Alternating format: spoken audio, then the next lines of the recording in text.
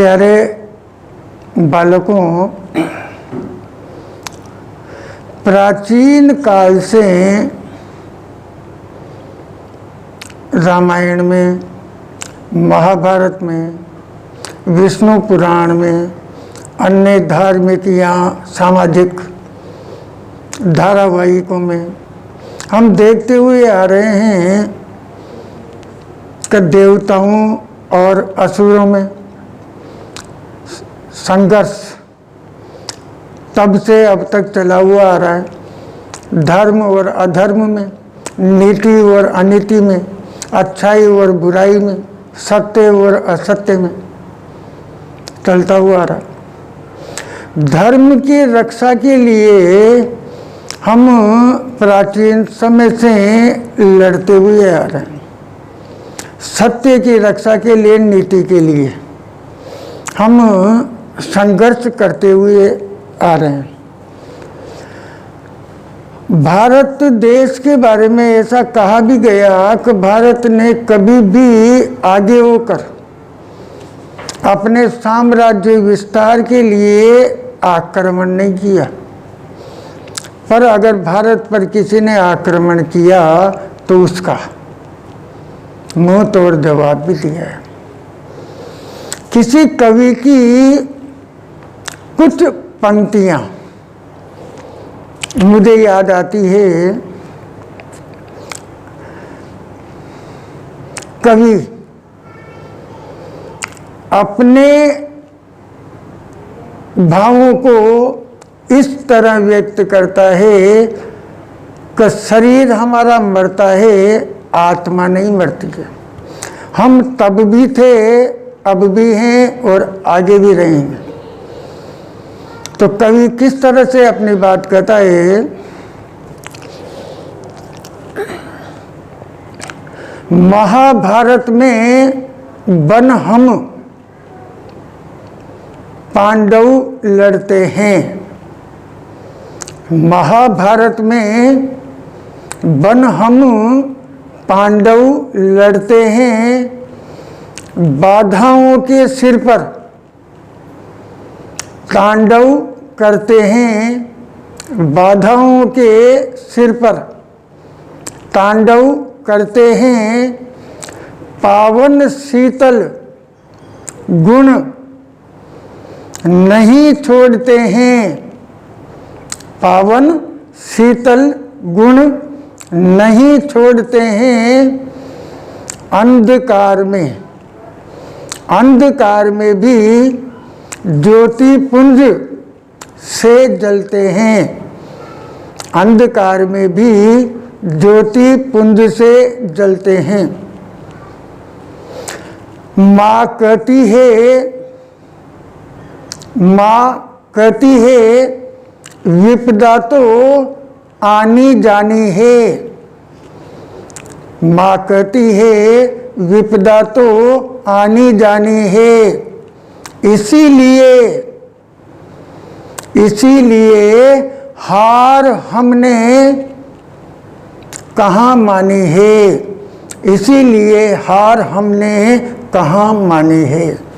हम आज भी धर्म के लिए, नीति के लिए, सच्चाई के लिए संघर्ष करते हुए आ रहे हैं और अंत में जीत भी सत्य की होती है, सच्चाई की होती है, नीति की होती है।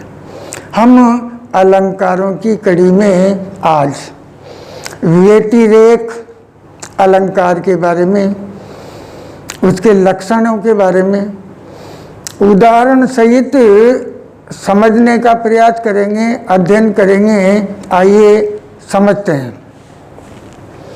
व्यतिरेक अलंकार जहाँ गुणों की अधिकता या विशेषता के कारण उपमान की तुलना में उपमेय के उत्कर्ष का वर्णन हो, यानी उपमेय का उत्कर्ष हो और उपमान का अपकर्ष हो,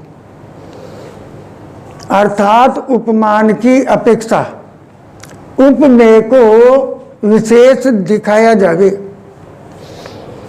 महाव्यतिरेक अलंकार होता है। ये अपने को अच्छी तरह से समझ लेना है। देखिए कुछ उदाहरण से हम समझने का प्रयास करें।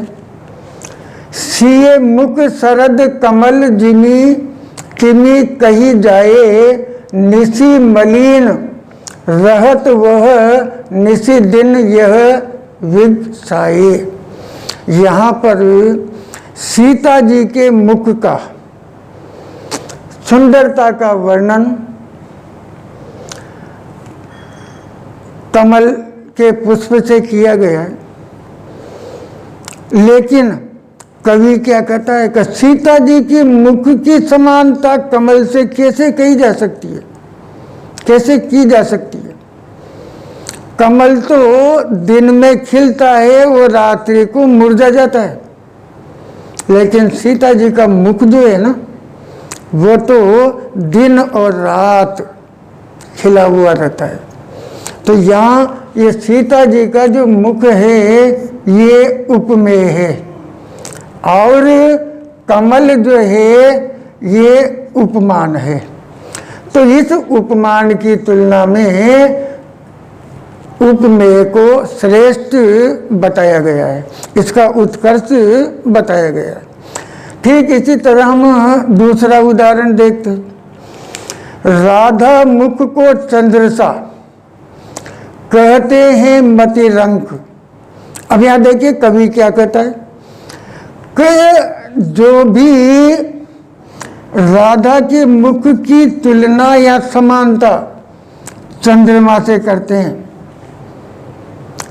तो ऐसे कवि कौन होंगे जो समानता कर रहे हैं? मतिरंक, यानी बुद्धि की कमी है। ऐसे कवि ही ऐसी समानता प्रकट कर सकते हैं, इनकी समानता की नहीं जा सकती। आगे क्या कहते हैं देखिए, निष्कलंक है वह।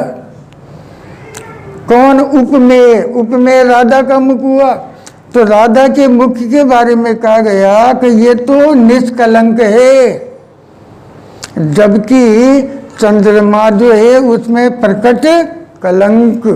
चंद्रमा में तो दाग है, लेकिन राधा के मुख में तो दाग ही नहीं है। तो इसलिए यहाँ उपमेय श्रेष्ठ बताया गया। किससे? उपमान से।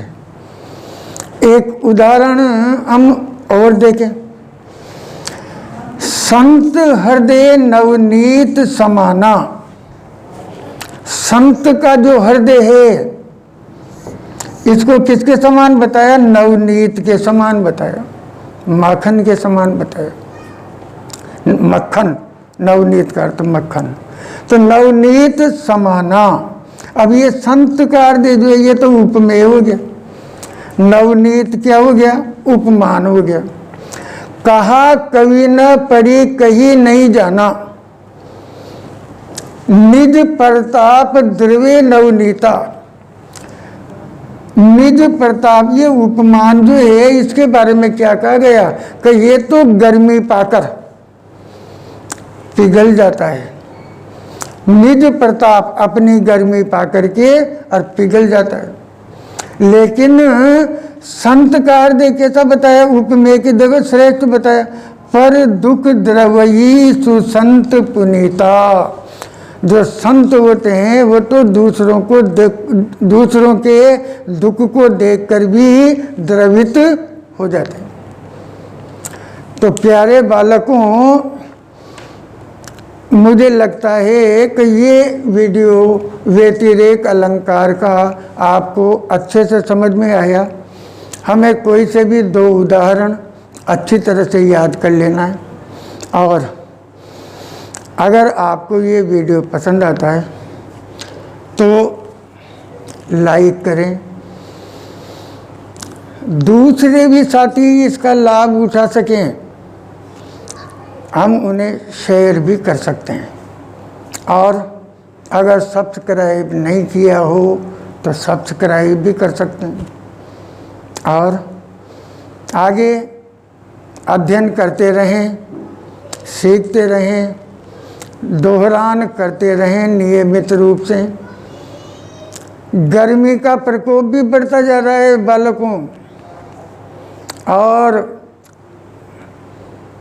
लॉकडाउन के नियमों का भी पालन करें, क्योंकि कोरोना पूरी तरह से समाप्त नहीं हुआ है। उससे हम अभी अपने आप को सुरक्षित नहीं माने, इसलिए सुरक्षा का पूरा ध्यान रखें, घर में रहे, सुरक्षित रहे और लॉकडाउन के नियमों का पालन करते रहें।